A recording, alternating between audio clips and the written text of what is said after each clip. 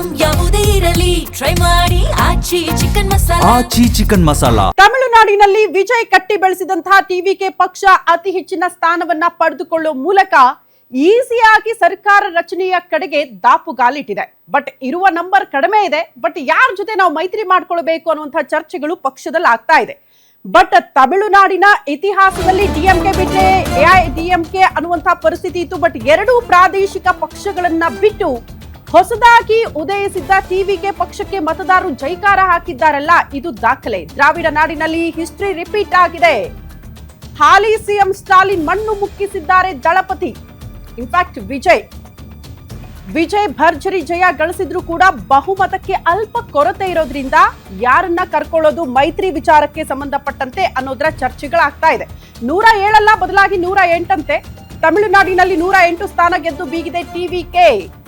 108 ಆದ್ರೂ ಕೂಡ 118 ರೀಚ್ ಆಗೋದಕ್ಕೆ ಸ್ವಲ್ಪ ನಂಬರ್ ಕಮ್ಮಿ ಇರೋದ್ರಿಂದ ಆ ನಂಬರ್ ಅನ್ನ ಗಳಿಸೋದು ಹೇಗೆ ಅನ್ನೋದ್ರ ಬಗ್ಗೆ, ಯಾರಿಂದ ಪಡೆದುಕೊಳ್ಳೋದು, ಯಾರ ಜೊತೆ ಮೈತ್ರಿ ಮಾಡ್ಕೊಳ್ಳೋದು ಅನ್ನೋದ್ರ ಬಗ್ಗೆನೇ ಈಗ ದಳಪತಿ ವಿಜಯ್ ತಲೆ ಕೆಡಿಸ್ಕೊಂಡಿದ್ದಾರೆ ಅನ್ನೋದ್ರ ಬಗ್ಗೆ ಡೀಟೇಲ್ ಸಿಗ್ತಾ ಇದೆ. ಸರ್ಕಾರ ರಚನೆಗೆ ಕಾಂಗ್ರೆಸ್ ಬೆಂಬಲವನ್ನ ಕೇಳಬಹುದಾ ಅಂತ ಸಾಧ್ಯತೆಗಳು ಇದೆಯಾ, ಈ ಪ್ರಶ್ನೆ ಇದೆ. ಬಟ್ ಕಾಂಗ್ರೆಸ್ ಜೊತೆಗೆ ವಿಜಯ್ ಹೋಗ್ತಾರಾ ಅನ್ನೋದು ಕೂಡ ಪ್ರಶ್ನೆ.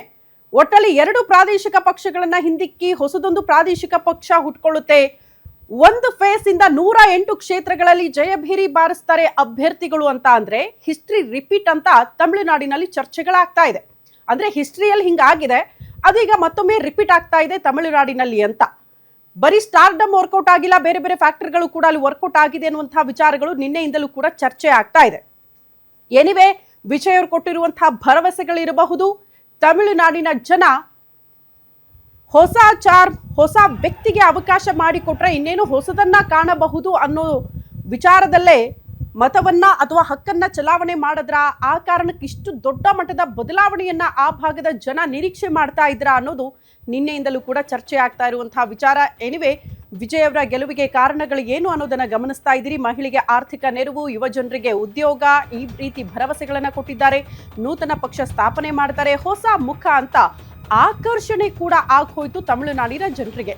ಮಹಿಳೆಯರಿಗೆ ಆರ್ಥಿಕ ನೆರವು ಕೊಡ್ತೀವಿ, ಯುವ ಜನರಿಗೆ ಉದ್ಯೋಗ ಕೊಡ್ತೀವಿ ಅಂತ ಕೂಡ ಘೋಷಣೆ ಮಾಡಿದ್ದಾರೆ. ಚುನಾವಣೆ ಪೂರ್ವದಲ್ಲಿ ಕಾಲ್ತುಳಿತ ದುರಂತದಲ್ಲಿ ಸಾವನ್ನಪ್ಪಿರುವ ಕುಟುಂಬಕ್ಕೆ ಸಾಂತ್ವನ ಹೇಳಿದ್ದಾರೆ. ಋಣ ತೀರಿಸೋದಕ್ಕೆ ಬಂದಿರುವವನು ಒಂದು ಅವಕಾಶ ಮಾಡಿಕೊಡಿ ಅನ್ನುವಂತಹ ಮಾತುಗಳನ್ನು ಆಡಿದ್ರಲ್ಲ ವಿಜಯ್, ಆ ಕಾರಣಕ್ಕೆ ಮತದಾರರು ಮತ ಕೊಟ್ಟಿರಬಹುದು ಅನ್ನುವಂತಹ ವಿಚಾರಗಳು ಚರ್ಚೆ ಆಗ್ತಾ ಇದೆ. ನಾಯಕ ನಟ ವಿಜಯ್ಗೆ ಅಪಾರ ಜನಪ್ರಿಯತೆ ಇರೋದು ಕೂಡ ಒಂದು ಕಾರಣ. ಪ್ರಬಲ ಆಡಳಿತ ವಿರೋಧಿ ಅಲೆ ತಮಿಳುನಾಡಿನಲ್ಲಿ ಇತ್ತಂತೆ. ಡಿಎಂಕೆ ಸೋಲಿಗೆ ಕಾರಣಗಳಿದು. ಡಿಎಂಕೆಯ ವಂಶ ಪಾರಂಪರ್ಯ ಆಡಳಿತ ಪದ್ಧತಿಗೆ ಅಲ್ಲಿನ ಮತದಾರರು ಬೇಸತ್ತಿದ್ರು ಅಂತ.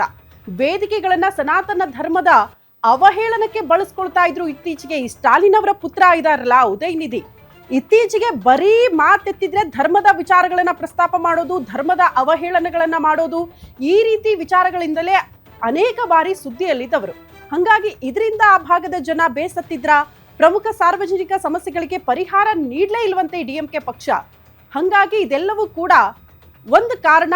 ಬದಲಾವಣೆ ಬೇಕೇ ಬೇಕು ಅಂತ ತಮಿಳುನಾಡಿನ ಜನ ನಿರೀಕ್ಷೆ ಮಾಡಿದ್ರು. ಬದಲಾವಣೆ ಬಯಸಿದಾಗ ಎಂಟ್ರಿ ಹಾಕಿದೆ ವಿಜಯ್ ಅವರ ಟಿವಿಕೆ ಪಕ್ಷ. ಹಂಗಾಗಿ ಜನ ಅವರಿಗೆ ಓಟ್ ಕೊಟ್ಟು ಗೆಲ್ಲಿಸಿದ್ದಾರೆ ಎನ್ನುವಂತಹ ವಿಚಾರಗಳು ತಮಿಳುನಾಡಿನಾದ್ಯಂತ ಸದ್ಯ ಚರ್ಚೆ ಆಗ್ತಾ ಇರುವಂತಹ ವಿಚಾರ.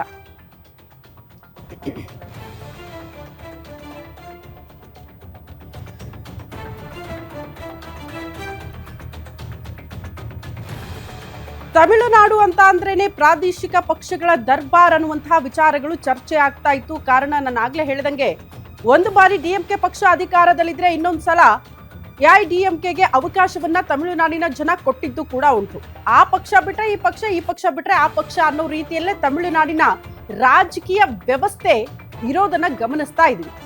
ಆದ್ರೆ ಆಗ ಎಂಟ್ರಿ ಆಗಿದೆ ವಿಜಯ್ ಅವರಿಗೆ ಜಸ್ಟ್ ಸ್ಟಾರ್ಡಮ್ ಮಾತ್ರ ವರ್ಕೌಟ್ ಆಗುತ್ತಾ, ಅವರ ಜನಮನ್ನಣೆ ಗಳಿಸ್ಬಿಟ್ಟು ಜನ ಅವ್ರಿಗೆ ಓಟ್ ಹಾಕ್ತಾರಾ, ಅಂದ್ರೆ ಈ ಸ್ಟಾರ್ಡಮ್ ಓಟ್ ಆಗಿ ಕನ್ವರ್ಟ್ ಆಗುತ್ತಾ ಅನ್ನೋದನ್ನ ಬಹುತೇಕರು ಚರ್ಚೆ ಮಾಡ್ತಾ ಇದ್ರು. ಸಾಧ್ಯನೇ ಇಲ್ಲ ಅಂತ. ಯಾಕಂದ್ರೆ ಈ ಹಿಂದೆ ಪ್ರಶಾಂತ್ ಕಿಶೋರ್ ಅವರು ಕೂಡ ಈ ರೀತಿ ಸದ್ದು ಸುದ್ದಿ ಮಾಡಿದವರು. ಬಟ್ ಎಲೆಕ್ಷನ್ ಅಲ್ಲಿ ಏನಾಯ್ತು ರಿಸಲ್ಟ್ ಅನ್ನೋದನ್ನ ಗಮನಿಸಿದ್ವಿ. ಆ ರೀತಿ ಹೈಪ್ ಪಡ್ಕೊಂಡು ಸೈಲೆಂಟ್ ಆಗ್ಬಿಡ್ತಾರ ವಿಜಯ್ ಅನ್ನುವಂಥ ಚರ್ಚೆಗಳಿತ್ತು. ಬಟ್ ನಿನ್ನೆ ಮೋಸ್ಟ್ಲಿ ಚುನಾವಣೋತ್ತರ ಸಮೀಕ್ಷೆಗಳು ಯಾರು ಕೂಡ ಪ್ರೆಡಿಕ್ಟ್ ಮಾಡದೇ ಇರೋ ರೀತಿಯಲ್ಲಿ ಒಂದು ರಿಸಲ್ಟ್ ಆಚೆ ಬಂತು, ಅದು 108 ಸ್ಥಾನಗಳಲ್ಲಿ ಟಿವಿಕೆ ಅಂತ. ಹಾಗಾಗಿ ಇದು ಅತಿ ದೊಡ್ಡ ಬದಲಾವಣೆಗೆ ಸಾಕ್ಷಿ ಆಗಿರೋದು. ತಮಿಳುನಾಡಿನ ಜನ ಏನ್ ಬಯಸಿದ್ರು ಅದು ಓಟಾಗಿ ಕನ್ವರ್ಟ್ ಆಗಿದೆ ಅನ್ನೋದು ಬಹಳ ಸ್ಪಷ್ಟವಾಗಿ ನೋಡೋದಕ್ಕೆ ಸಿಕ್ತು.